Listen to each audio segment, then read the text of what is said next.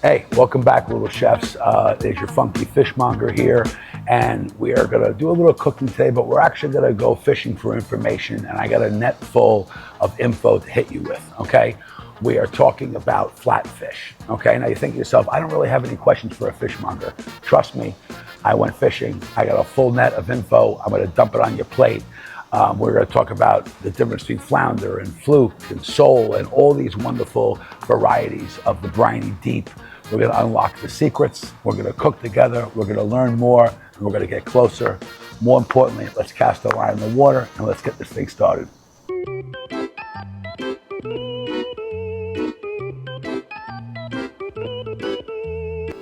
As far as the flatfish that I have in front of you, the cast of characters, and by the way, these were all tremendous, delicious, sweet, mild characters.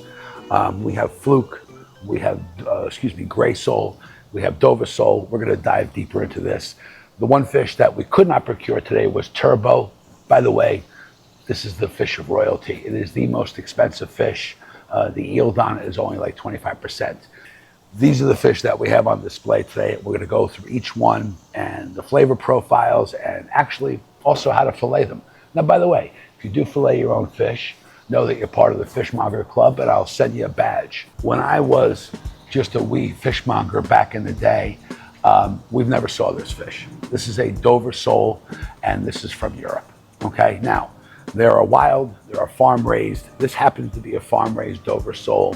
I don't want to get into the debate of wild and farm raised. Listen, they're farm raised in the open ocean. Is wild better? I don't like better or worse. Love the one you're with, cook the one you're with. Here's something great about this fish. It is absolutely one of my favorites, and it's very different than the gray sole. There's a much firmer texture on this.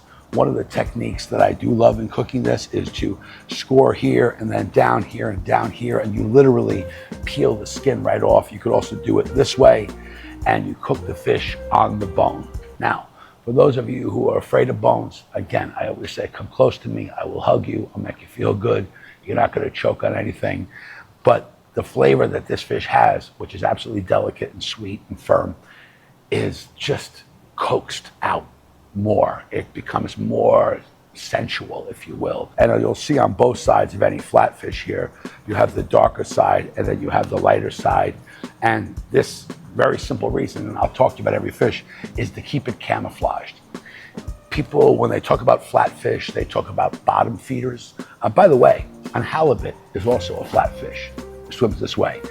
It has this dark color on here, so it stays camouflaged. And though it'll eat a piece of squid off the bottom of the ocean, they're also predators. So they want to sneak up to its prey, and they want to be able to catch it. And that's why the camouflage here. If you see a sole or a flounder swimming like this, it's probably drunk, okay? And we all know that feeling when we're on our backs and we expose our tender underbellies. And by the way, if they do get drunk, I don't judge them, and that's very important. Today, we don't judge anything. We especially don't judge this beautiful Dover sole, which only started coming in this country, I don't know, maybe 15, 20 years ago. So all these European chefs were using gray sole, but now they could use Dover, and it's absolutely fabulous. This is the sole that I grew up loving. This is the sole I grew up cutting. Remember, there was no Dover sole back in the day. We're talking about Old Testament here, guys, all right? By the way, John the Baptist and I, we went to middle school together, so I've been around a little bit.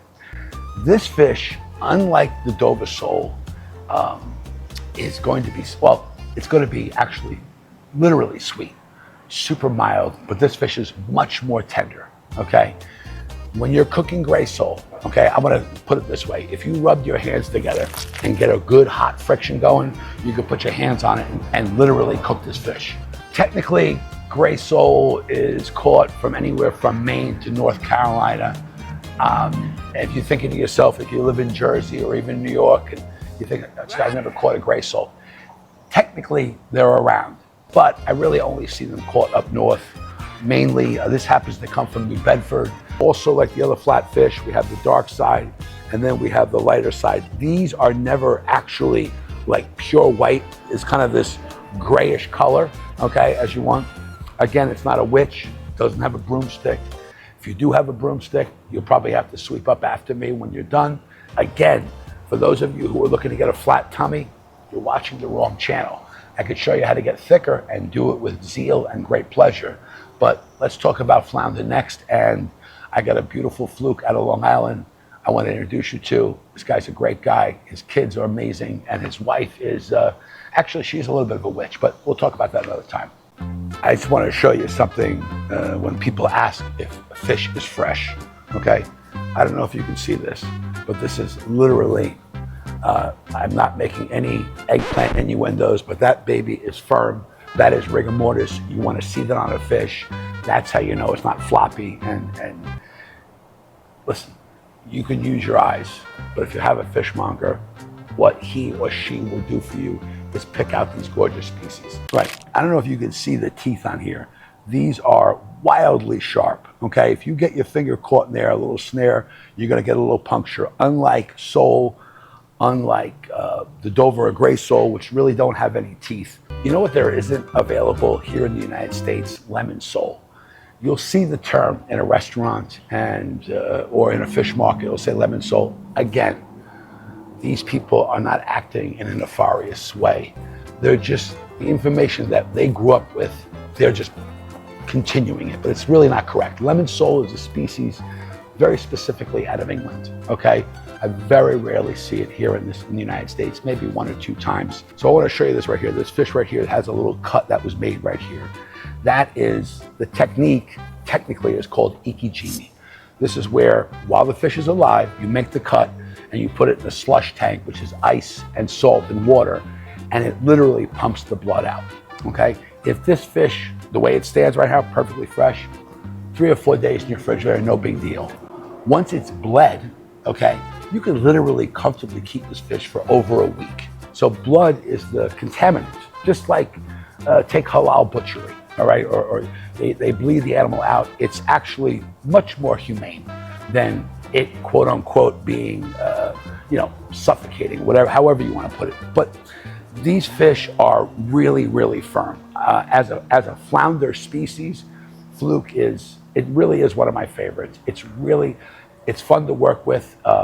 As far as flatfish concerned, this is actually one of the easiest fish to cut, and I'll show you how to cut it a little bit. But it's definitely, if you're doing like a pan sear, this is fabulous. Listen, if you're doing a fried fish sandwich, just grab a couple of cold beers and call me over. I have a tartar sauce that'll make your socks curl up and down. That's another whole story. People ask me, what is the sustainability of this particular fish? This fish in general, just so you know, back in the 70s was almost wiped out. But here in the United States, we do have measures. They're not perfect. Okay, let's make that very clear. Anything we as men, people, ladies, gentlemen, whatever you are, do, it's not going to be perfect. Nature's perfect. But you can definitely enjoy these fish, and I want you to continue to enjoy them. And we'll always make sure the commercial fishermen are protecting the waters, and they are the biggest conservationists that I know, because they want their jobs to be able to do their jobs, and they want next generation to be able to fish. It's ancient. This world is terribly modern. The fishing business, for a few adjustments here and there, they still got to hunt. They still got to hunt the seas. And for those of you who are going to write in and you do all the time about hunting truffles or morel mushrooms, I don't know if you're hunting. You're not going to fall off a leafy bottom and be in danger when you're hunting truffles. Or maybe your pig is hungry. But this fish, and any fish, it's hunted. Let's respect that.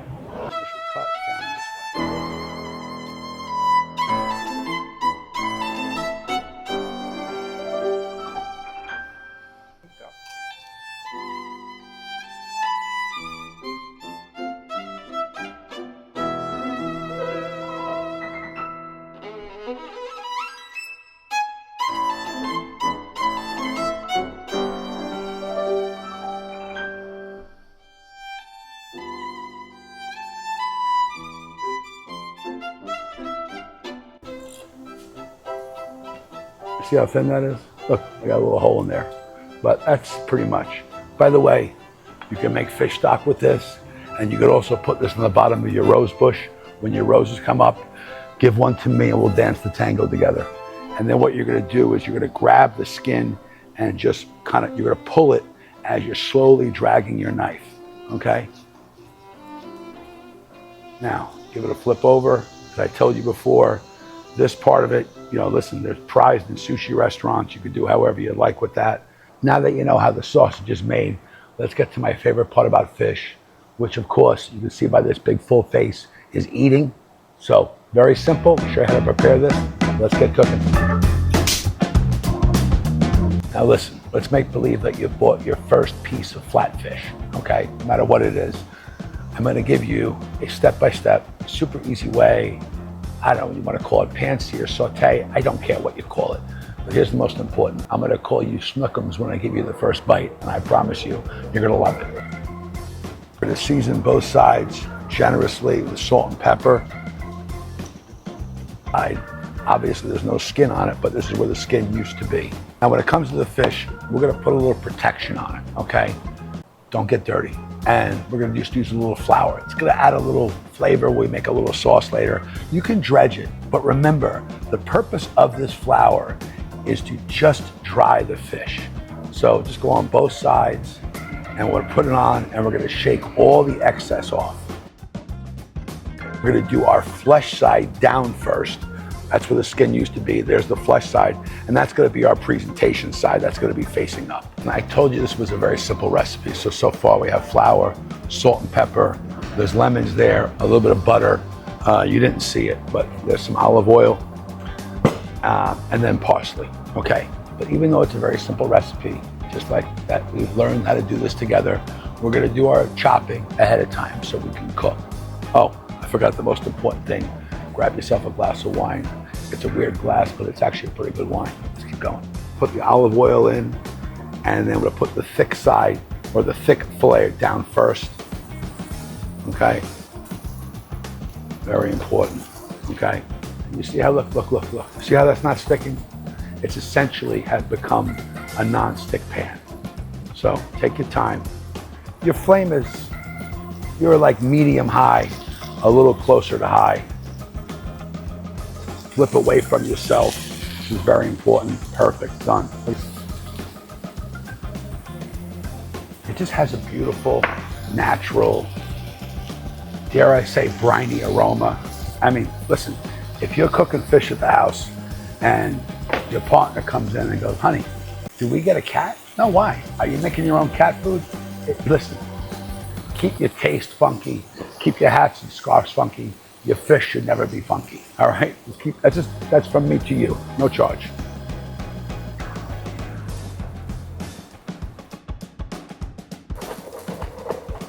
The flour's starting to brown a little bit. So it's going to deglaze this off. Just don't be scared, it's just butter, all right? People get a little nervous about butter today. Now the heat, we're gonna shut this off and just let it kind of come together. More fresh lemon juice. Okay, again, you see how that butter is just starting to incorporate. Beautiful, simple. Let's add some parsley to it. Okay, we're not cooking the parsley, we're just bringing this beautiful sauce together. Look. Just gonna see where it's at. It's actually quite gorgeous. Guys, the sauce, done. We pour it over the top. Look. Simple.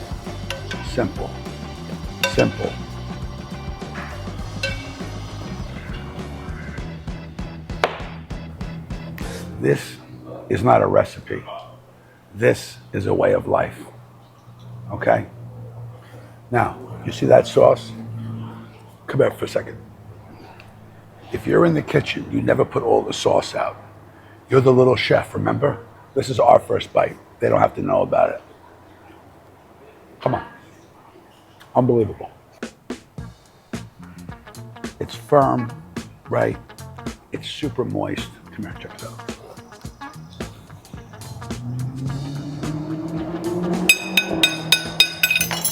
Listen, this is it. It's flatfish. Sweet, mild, tender. It's got all the adjectives that you would describe a perfect puppy. Also a perfect date. also a perfect partner. Flatfish is where it's at. So many beautiful fish. Don't be nervous. Flounder, sole, whatever it's called. You have a lot of new information. Some of it might not even be real. But I'm a fishmonger and we're used to telling stories. Listen, I love cooking for you. I love doing this thing, our little seafood, our fish bite, if you will. And by the way, if you spend, I think, another extra $80 a month, you also get our channel, The Fish Nibble. That gets a little more in-depth. There's a lot of shirts being taken off. Sincerely, it's such a pleasure. And I thank you for watching, and we'll see you soon. And you know what? As always, I hope to see you at Metro. It's just, that's the easiest way. Just take that for yourself so you don't drip. And eat it.